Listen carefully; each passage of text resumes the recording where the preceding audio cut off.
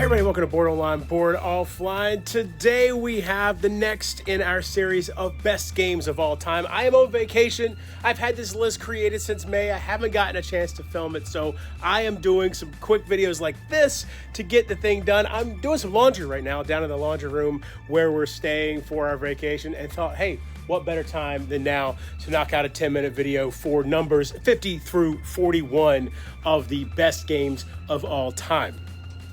Now, I've played about a little less than 400 games, so this list represents slightly less than 20% of the games I have played. So without anything else, we are going to get right into the number 50 through 41 best games of all time. Now, number 50 is Alien Frontiers. This is an old game. This is a game from back prior to me even getting into the hobby. I believe it had just come out when I got into the hobby. And it is a space exploration game. Well, I should say a planetary exploration game where you are settling a planet, and it's got a sort of retro space feel. So, you know, imagine what people envisioned space travel being like and space technology being like back in the 50s and 60s. That's the feel for the artwork in this game. So you're essentially, you know, rolling dice, you're settling this planet, you're trying to, you know, work against the other players who are also settling the planet. Very, very cool experience. That's Alien Frontiers. Number 49 is Reichholt, which is essentially you are gardening. You're setting up a garden, but then taking the fruits and vegetables that you've gardened to, I bet they might all be vegetables, except tomatoes are fruits. So fruits and vegetables, and you're taking them to sell them at a market essentially. And you set up these kind of greenhouses with the different plants and everything. And it's got this interesting sort of track in terms of what you're selling and how you sell it. A mechanism I haven't really seen before, and you're kind of leaping the other players. Pretty interesting set of mechanics there that keeps the game feeling different than other games that I've played similar to it. Really cool components to the vegetables and all of that stuff. Really like that a lot. And it just is a really good time, very easy to get into, and it doesn't take a lot of time to play. That's Reichholt. Number 48, Trajan. This game is one that I played a long time ago and haven't ever gotten it back to the table, but it has stuck with me this entire time. I don't own it, is the main reason I haven't gotten it back to the table. But I played it with a friend, and it is essentially the epitome of a point salad game, meaning that there are points everywhere for you to get a hold of and score with. And, you know, you've got, I want to say it's like a half dozen different mechanisms around the board that you're working with. I know there's a sort of rondelish system, and then there's a number of other systems around the board that you're working with to score points. And of course, it got that Roman theme, which is really, really cool. It's just kind of pasted on, but it absolutely adds something to the game and helps it sort of be the classic that it is. That's Trajan. Number 47 is Anachrony. Now, this one is super cool. Again, another one. In fact, let's see. One out of these first four, three of them I don't own. I only own Reichholt. So there's another one I don't own, Anachrony. And in this one, you are essentially, you know there is this catastrophe coming.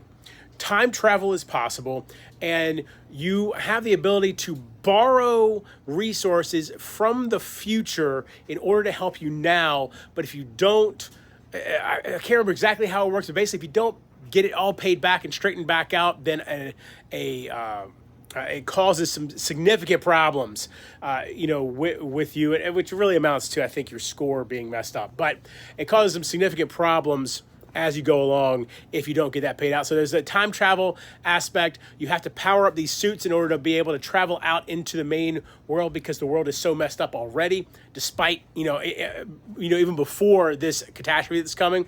And so a lot of really cool stuff going there. That's Anachrony. Number 46, Star Wars Imperial Assault. This is one that recently has gotten back to the table. My youngest really enjoys playing this one. I actually, had owned this game for years and years and years. Never bought any big expansions for it. And then he got into it and we bought the Battle of Hoth expansion and played through that. So lots of cool stuff. Dice Chucker. Now, on my list, this is the cooperative version of the game. Not the not the one versus many version. I know that there's different schools of thought here. The cooperative version requires you to use a app to play it. The app controls the enemies. Whereas if you're playing one versus many, which is how it works out of the box, then one person controls the Empire. Everybody else is on the Rebel side. I feel like it has a runaway leader problem in one versus many, so I only play it cooperatively, and that's how it is on this list, cooperative. That's Star Wars Imperial Assault. Number 45 is Abyss. This is one I just recently got back to the table playing with my wife, but this is one with gorgeous artwork. Absolutely phenomenal artwork. And the idea is you are one of the lords of this underwater kingdom, and you're trying to gather enough support to become the preeminent lord or something like that. The way it works out essentially is a set collection where you're collecting support from the people of the different factions. There's, I believe, 5 different factions.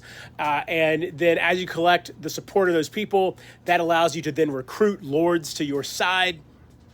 Each lord is either going to give you points or a special ability or a key or some combination of all of those. And then once you have 3 keys, you then gain control of some territory as well. And once you have 7 lords on your side, the game ends, at which point you then score points to see who wins the game. That is Abyss. Number 44, Architects of the West Kingdom. This might be the highest of this kind of series of games on my list. I'm not sure. It might be the only. Paladins might be on here as well. I can't remember if Paladins is higher than this. Architects of the West Kingdom is this really cool worker placement game that throws worker placement on its head a little bit, because whereas in most worker placement games you start with a few workers and then you build up, you gather more workers as the game goes along. In this one, you start with a ton of workers, and then as the game goes along, your opponents start throwing your workers in jail, and so then you have to pay to get them out of jail. And it's this whole kind of push and pull with how long they're going to let you do beneficial things for yourself with your workers before they've had enough and they use one of the turns to throw the workers in jail, basically. That's Architects of the West Kingdom. Number 43 is This War of Mine, based on the video game, which is also one of my favorite video games of all time. This is essentially survive urban combat, the game, basically. It's one of these games, I've heard it described as, I'm not sure that game was fun, but it's a phenomenal game. It's that type of game where, you are just regular people living in this blown out house that has been bombed and all this kind of stuff, and you're repairing the house, you're building beds, you're building heaters, stuff like that, repairing them. You're going out and exploring to see what other sort of supplies you can find. You might run into raiders. Raiders might come after your house, and there's a book of stories as well that you use to you'll end up having these little story excerpts where you got to make decisions and that sort of thing. And the whole thing is pretty interesting or very interesting, and you really, though, need to go into it knowing that the stories can be pretty intense, and it's not necessarily going to be a good time, but it is a phenomenal game. That's This War of Mine. Number 42 is Beyond the Sun. This is essentially Tech Tree the game. So you are, the theme is you're all explorers, trying to build up your ability to explore the universe or solar system or something. But the main board is just you unlocking technology, and it's a tech tree, and you unlock this, and then it opens up this next ability for you, and then you unlock that, it opens up this next ability for you. And so as you're going through, then you start having more and more efficient of a system, and some of the powers, especially towards the end of the tech tree, are really awesome. So really good stuff that is Beyond the Sun. And finally, number 41, Dead of Winter. Dead of Winter is like the third game I ever owned, and still, I don't get to the table more than about once a year at this point, but when it comes to the table, it's always a great time.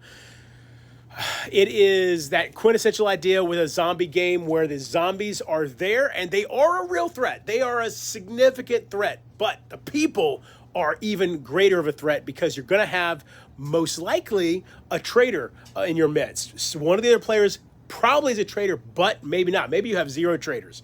And so you're all working towards this common goal. But if you got that traitor there and they time their traitorous deeds at the appropriate time, they can really wreck everything. And it can be a serious problem for you. But, so you have the main overall goal, and then each person has their own personal goal. And if that traitor has a traitor goal, then watch out. And what a great game. You go around, you're exploring the police station to get weapons, the grocery store to get food. You're going to need fuel. You're going to need all kinds of other supplies. That's Dead of Winter, number 41. Thank you all so much for watching. I will continue putting these out. We will be getting through, I think, the whole list while I'm here on vacation, and I'll get the videos out shortly thereafter. Be sure to come back for 31 through 40 or 40 through 31. And until next time, if you're bored online, bored offline.